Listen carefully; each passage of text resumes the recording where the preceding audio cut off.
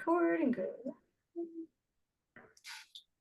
All right. Hey everyone, Lisa Drennan here, your wealth activator. I'm just going to tag you all in the group. Come join me live on Zoom. The Lisas are here, right?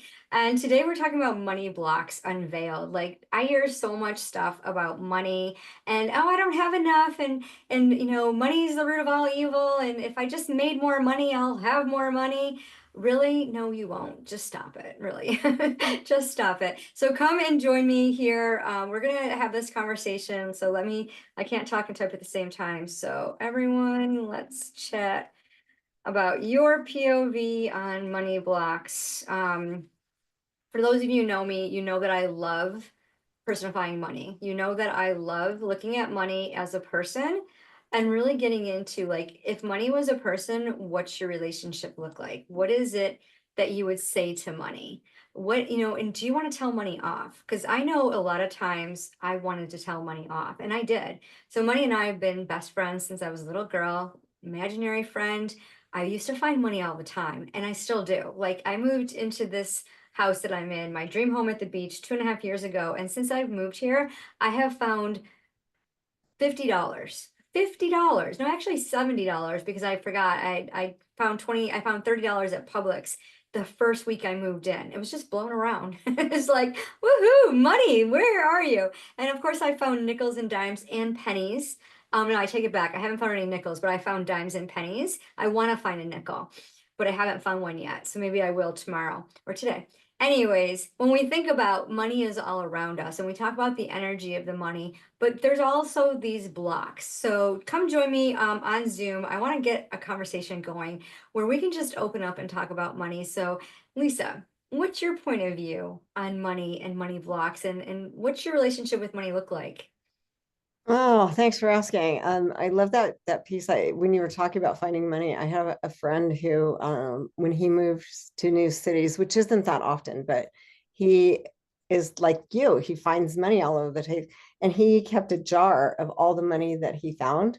Hmm. And when he moved out of Reno, going on this new thing, he brought us together and we did this big ceremony kind of thing. And he brought this jar, and I mean, it was huge. It was huge with all the coins and bills that he found. So I agree with you. Money's abundant. It's everywhere. It's all around us. My mom had this thing about, money growing on trees. And it was a little bit different because I've heard that thing, money doesn't grow on trees. And my mom was like, money grows on trees, but you just have to know which trees to go to. And I'm like, where are they? What does the money tree look like? Because I want to see one of those. And we actually have a little place that as we're going over to San Francisco along Highway 80 called the money tree. And I was just like, oh my gosh, there are these big oak kind of trees and there's money out there. And so I've always had that kind of feel of it. I think for me, one of the things was that money always shows up when I need it. Hmm. And I'm working on shifting that because I don't want it to just show up when I need it the most, as I would like to feel a little more solid in it, feel like it's always here and then it's always just, I can just spend as I want and do the things that I want to do, as opposed to typically what I do is spend on credit and then go, it'll show up, it'll be here, it'll somehow magically show up and happen.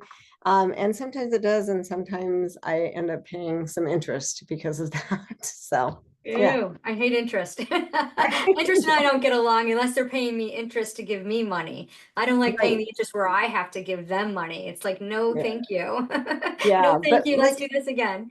like the car loan, like I took a car loan only because it was interest free.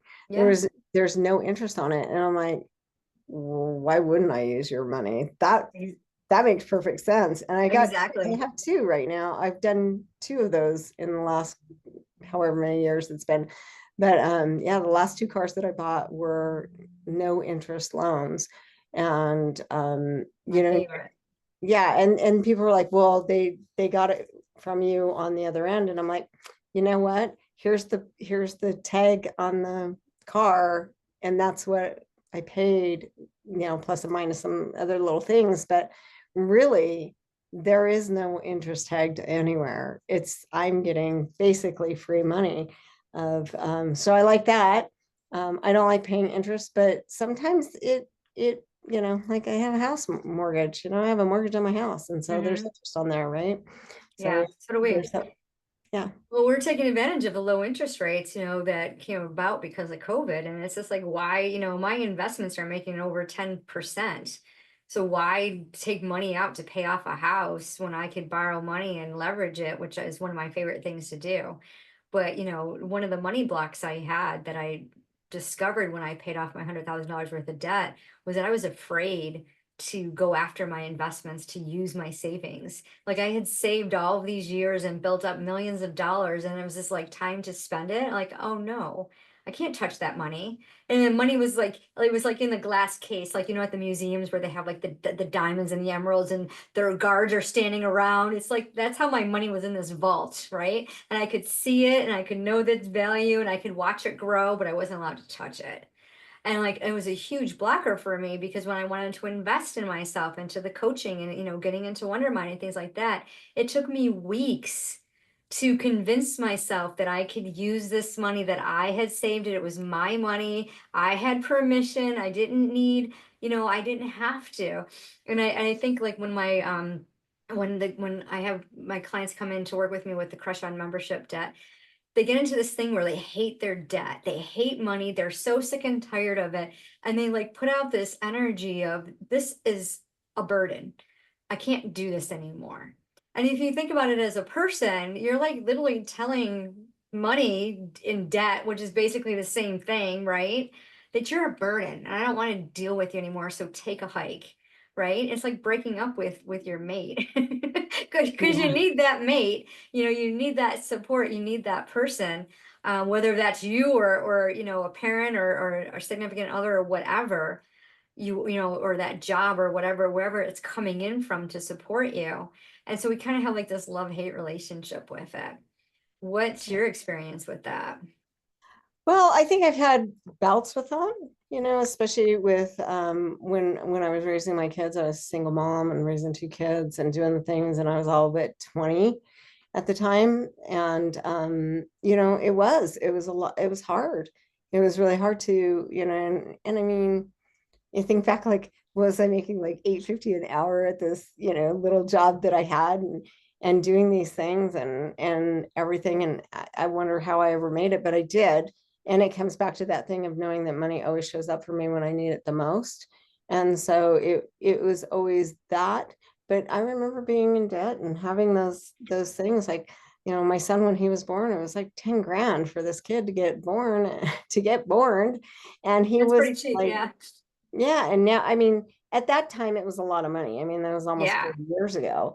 But and for somebody who's making 850 an hour, that's a lot of money. And I was paying it off. It was the hospital bill, so they weren't charging me interest.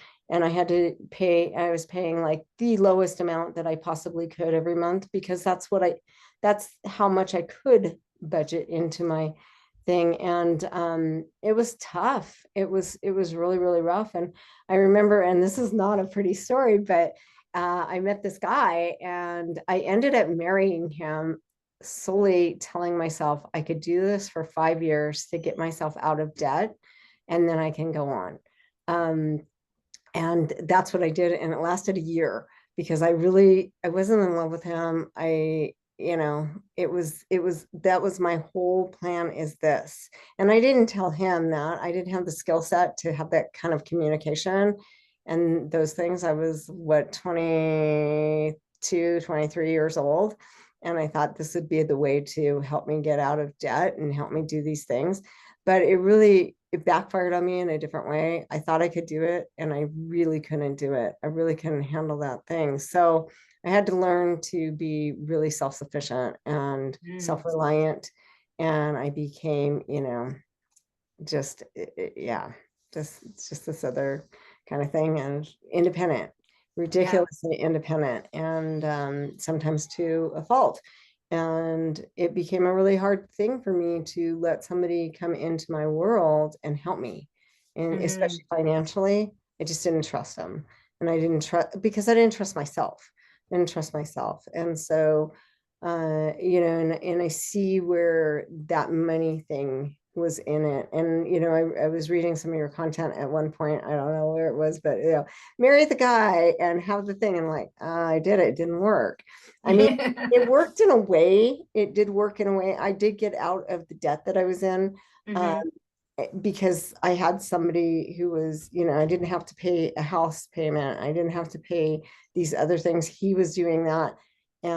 But it wasn't like he gave me money for my debt. I just could, I could pay Yeah. that off because I wasn't paying these other things. And Right. so it worked in that way. But as soon as I got done, I was like, I gotta go. This isn't working Hmm. for me. And I didn't want my kids to see me doing that. It just didn't work in my world. Yeah. And so it was hard. There's a lot, yeah, there's a lot of single moms that end up doing that. I remember when I was a single mom, my mom's like, well, just find a rich guy. And I'm like, okay, and I was dating rich guys, but I didn't, like you said, I didn't love them, and I wasn't going to marry them just to, get myself out of debt. I ended up filing bankruptcy at 22. That was my relief. But, my mom actually was married 3 times, and her second marriage was to a very wealthy person. She moved us out to California, and he was like a VP in some printing company out there in San Francisco. And we had oodles of money, this big, huge house, but my mom couldn't stand them, and they just fought all the time, and it wasn't healthy for us kids. And then, after, a couple years, she's like, I'm done. I've had it. I don't care how much money you have. I'm out of here. And she just walked away with basically, our clothes, and her vehicle was all that we left with. She drove us back to New York from California, and that was another story.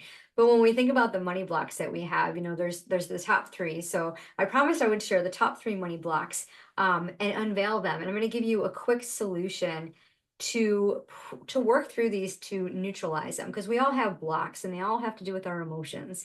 And everybody's always like, oh yeah, I spend with emotion. Yeah, you do. But you know what? Money is a person. And what if money had feelings? What if money could talk to you the way that you talk about it? I did a post on Facebook, which automatically goes to threads, which I don't know if I like that or not. But anyways, I said, let's gossip about money. And someone posted on threads, like, what do you want to say about it? Money's money. I just like the different viewpoints that people have about money. But the number one block, you want to hear? I'm gonna, actually, I'm gonna go backwards. I'm gonna go with the number three block. So, what the number three block is the fear of financial success. And you might look at this and think, I'm not afraid to be successful, but are you? Are you really? Think about what it means to be successful, to be financially secure. So many people say, I want financial freedom. No, you don't, because what does financial freedom mean? It means nothing really. What you want is the security, the financial security. You want to know that money is there for you, that it's protecting you, it's keeping you safe, that when you need it for an emergency, when you need it for an unexpected hospital bill, when, whatever it is, when you want to go on a trip, when you want to buy something, oh, wow, cool, look, there's the money. And I hear a lot of people say, like, money's always showed up for me. Whenever I need it, money showed up for me. And it's kind of like, the white, cars or whatever. And when we think about that, it's just like, yeah, how does money show up for us? And I just got off an interview with a podcast guest who's an energy coach. And she's like, yeah, like, I just invested in this mastermind, and it was a lot of money, and I was kind of nervous about it. But then, like, within a week, after me like thinking, oh well, the money will come back, I got a tax refund. And it was for the same exact amount of money that I invested in this mastermind. And like, maybe your gut says, well, that was a coincidence. Or maybe it's just the energy of money working for you, because money as a person heard you and said, yeah, you know what? She took a chance, she took a risk, she invested in herself. Let's repay her. And that happened to me. I got an unexpected windfall from a car repair that ended up being a recall, and I struggled. It was like $6,500. And I was on a break from my husband. I was living in a townhouse, and I was really like, I was working my tail off. I was working overtime. I was working 2 side gigs. And I was trying to figure out how to make extra money to sustain this household. And all of a sudden I get this check in the mail for $6,500. I'm like, woohoo. And at the time I had a car payment, and the interest was like I think it was like 1 or 3% or something like that. And I thought, this exact amount of money. So my car payment was like $589. This exact amount of money allowed me to pay off my car. And I was like, how cool is that? So I had an extra $589 every single month. And I could breathe. I no longer had to like work it out and struggle. And so when we think about the financial success, what does that mean to you? So for you, Lisa, what does financial success mean to you? Because I know that you've had an amazing business. You know, you became a millionaire when you were like in your 40s or something, right? Yeah, Tell us I about was, your financial success, and what was your fear about that? yeah, well, at 38, I was 38 years 38. old. I was at the time had purchased my parents' business from them. It was one of those things of this company that they built and did all this things with, and I thought, my older brother and older sister, they were like, "Hey, we're just going to give you the company," and they were both like, "We don't want it. I don't want it."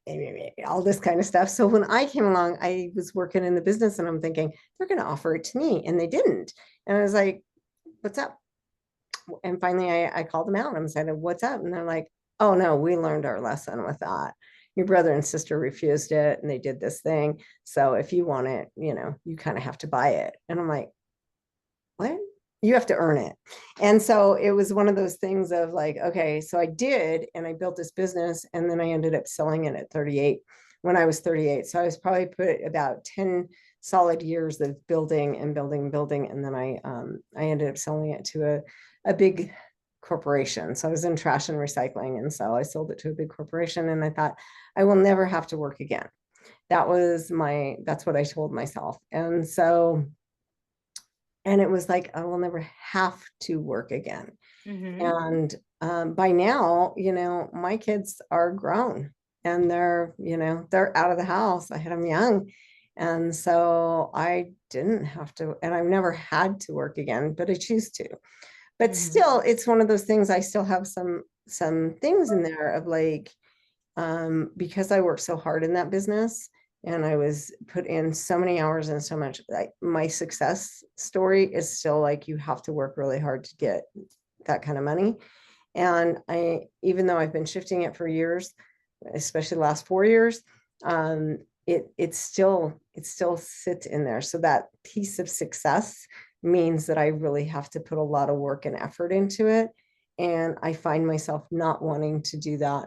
I want the money, Mm-hmm. but I don't want to work like that. I just don't. And even though I know I don't have to, because I watch other people not have to, I still haven't, I haven't swallowed that hook all the way.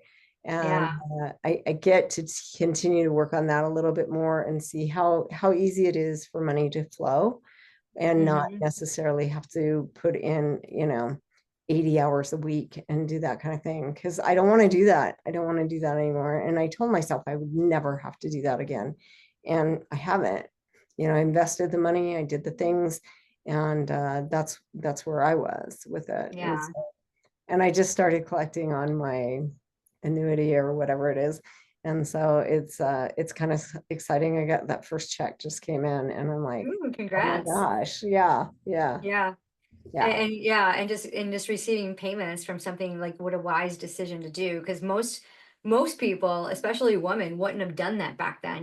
They would have found a purpose for it, but in investing it and knowing it was going to multiply and then having it for your future so that you don't have to work. You don't, you get to if you want to.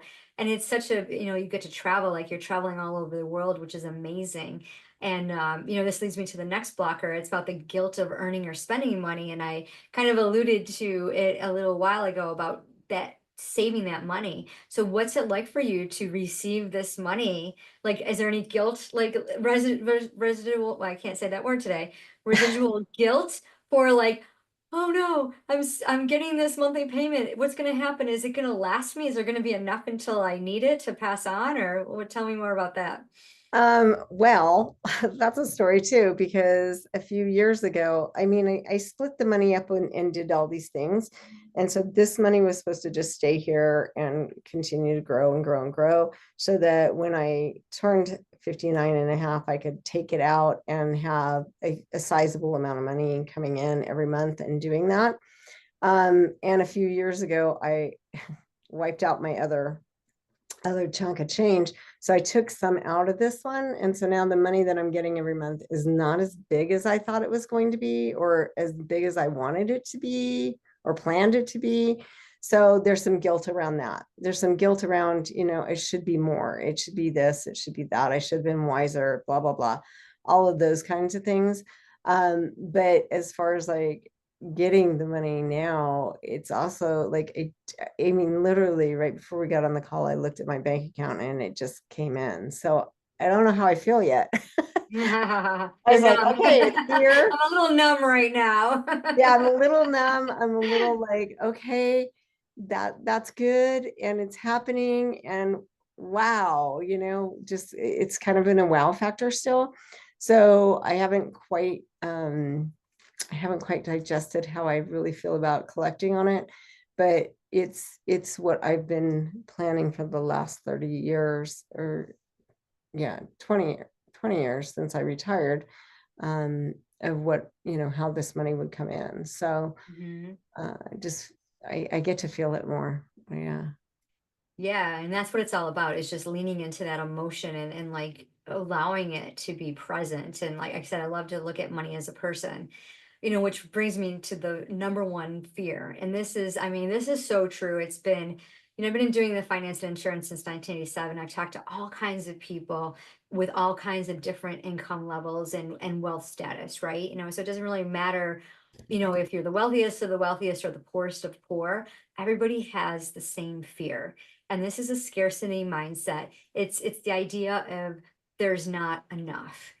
Will there be enough? Don't matter how much planning we do, and like this is true for me. And a lot of it, I always blame it on my husband because we have to blame somebody, right? So we'll just blame Kip. The fear of spending it, because like, I think I call it the generational curse. Like we go from our ancestors who went through the Great Depression, the 70s, the huge recession we have, and in 2008 we had that loss, with the real estate market and all of that. So there was all of a sudden you had all this abundance and then crash, right? It all just disappeared. And so then people feared, like, oh my God, is there going to be enough? Like, what happens? And like, there's all kinds of charts and tools, and we gotta love AI, that shows us exactly like if I spend X amount of dollars, if I withdraw X amount of dollars from my investments, this is how long it's going to last for. But what I think is like, in my point of view, with the people who really fear not having enough, those are the non-planners. And I always like to say, fail to plan, plan to fail. So like you set it up so that you planned your future back when you were 38. Like kudos to you, because how many 38-year-olds are out there? I had a conversation with someone yesterday about insurance, and they're like, yeah, no, I'm not where I'm supposed to be at 38. And if you think about financially, like what can you do? Like today's the day. So how are you thinking? Like, what advice would you give to somebody that's 38 years old, 40 years old, and planning for their financial future so that they can reverse this? I don't want to say reverse it, work through, neutralize this fear of not having enough. Yeah, I mean, I think that in my situation, there was that concern. But this product that I purchased back then was it's just an amazing thing. And of course, we always know how the markets can change and shift and do all this because Mm-hmm. they do. So that's always there. And I think there is always in the back of my head, like, is that going to be enough? Is that going to be enough for the rest of your life? I'm going to get this amount of money for the rest of my life. Is that going to be enough? And knowing that I could go back to work, I could, continue with my business. And I mean, and I do here and there, and I do the things that, create a little more income when I want it, and do the things so it's there. So I think um, when I look back on it, you know, and it's funny because I remember when I first sold the business, they're like, "Oh, are you going to go buy a Lexus?" And I'm like, "No, I have this red Mustang convertible car that I've Mm. already paid off. And why would I buy a Lexus? They're ugly. I have no desire to have a Lexus. I want my red convertible car." And so, and I didn't do those things. I didn't like frivolously spend a lot of money on things and stuff. Mhm. Um, I think over the years I've been frugal in it, but not frugal to the point of like, oh, I'm not going to buy, the Irish butter. I'm going to buy the cheap butter. I Whatever. buy the Irish butter all the time. Oh my God, I love Irish Now that butter. I've had it, I can't go back. I I know don't there's care no how much way. it Once costs. you know. It's like it's evil, but it's so good. It's so good. And Yeah. so yeah, for me, I think, looking back and going, and I went on these trips because for me, traveling is more valuable Mhm. than a designer bag or shoes or whatever. And if you have those things and that's your thing, that's totally cool. It's just not mine. And so for me, it was about the travel. And so I always still looked at value for my money and looking at Mhm. that. Not that I was necessarily cheap and things. There was also times when I was like, I want that big room. I want that stateroom. I want this. And the luxury was there as well. So I think, again, looking back, um, I would tell myself to not take that money out when I did a couple years ago, because there were some hidden taxes that we didn't, and I talked to accountants and everything, and they didn't see it. And Mhm. so my tax thing actually was a lot more than we expected. So that was a hit. And I would just be just a little bit more frugal in some of my spending than I did, but not necessarily, scrimping on things. I would, investment wise, I would have, oh, this is a big one. I would invest in rental properties back then, Mhm. because which is what I wanted to do, but my husband at that time didn't, and he just didn't want to do that. And I let him kind of Call do that. shots. And I Yeah. should have just done it because like I think my sister has like 4 or 5 rentals now that she's just, she just makes so much money. Passive She's income. like, I Yeah. make so much money, I don't know what to do with it. And I'm like, Give it to me. I'll show you how to spend it. let me show you how to spend it because I can go on another trip. And, That's right. and she doesn't have that desire. So Yeah. she's, just not doing those things. And so it's like, okay, shoulda, coulda, would have, and all of that. But I'm very content and happy with what I did do. And so I know that I did a good job in that place. Could I do better? Yes, Yeah, always. always. Yeah, always room for improvement. Well, thank you for sharing all of that. I see a few of you on Facebook watching. So thank you. I'm sorry you were shy. You didn't want to come on Zoom, but I would really still love to hear your point of view. So throw it in the comments and ask yourself, like, which money block of the top three is really pressing on you, is keeping you from getting to where you want to go. And like, and one of the things that you can do is just write it out. And when you write it out and just have it out with money, you're going to start to understand that money is there for you, and then it gets to grow in abundance because it doesn't matter how much money you have, it's what you do with it. Thanks for joining in. See you guys next Wednesday.